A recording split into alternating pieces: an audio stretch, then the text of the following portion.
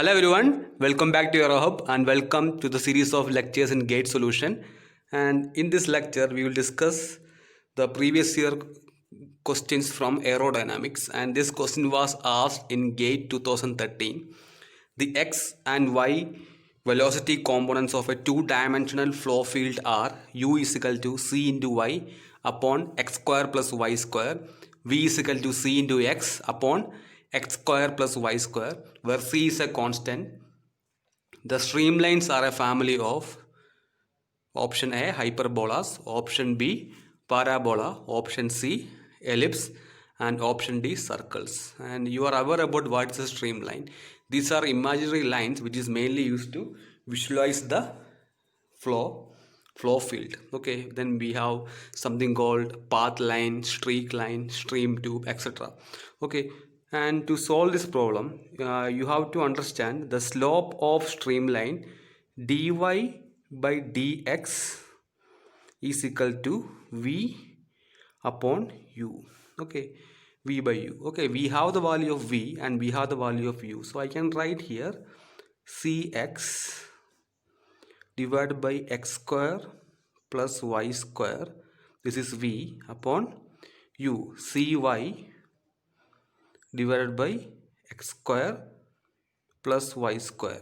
Okay, I can cancel out these two terms, I can cancel out this constant, so finally you will be getting dy by dx is equal to x by y. Okay, so dy by dx is equal to x divided by y, so this indicate y dy is equal to x dx. So I am integrating this equation, so I will be getting y square by 2 is equal to x square by 2. I will add a constant c. Okay, now I can write this equation as x square by 2 minus y square by 2 plus c. Okay, and this is an equation for hyperbola. Okay, so our answer is option A, hyperbola. Okay, this was really an easy question.